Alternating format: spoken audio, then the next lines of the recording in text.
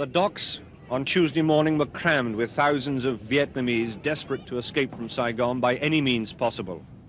Large, old American landing craft had been with more than 1,000 people who were going to attempt the impossible, try and sail down the river to the sea. The sandbags were to stop the B-40 rockets and communist shells that would certainly be fired at them in their journey.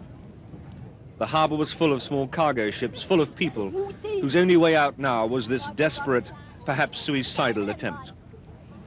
As we, the press and the Americans evacuating, made our drive through Saigon to the American embassy, people, mostly families, pleaded with us for a seat, and they hung to the coach.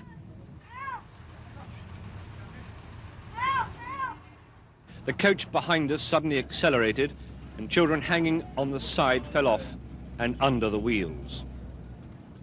The city was suddenly choked with people, lorries and cars, all chasing one American evacuation convoy after the other.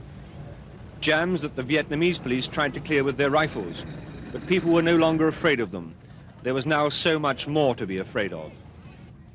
But then suddenly we too, the 40 or 50 of us in the safety of the coaches, had to get out and fight our way to the American compound where the helicopters were landing to fly us and the thousands more out of the country.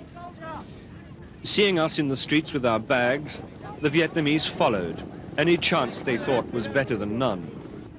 But the embassy gates were closed, and we, like the frightened Vietnamese and their families, had to fight and claw our way up. And we did claw, and we did fight. And if it wasn't for one single American Marine, whose name I didn't have the chance or time to discover, we would never have climbed our way to our evacuation. He hauled us up, kicking and punching Vietnamese who were clambering over our bodies. Ashamed and exhausted, we took our turn in the long crowd of refugees inside the embassy compound and waited for the helicopters to come down for us.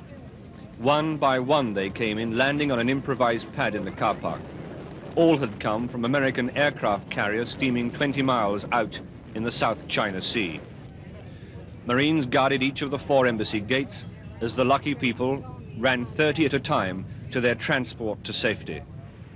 In the first 6 hours of Tuesday, over 1,500 people were airlifted out this way, and almost as many more were still waiting their turn.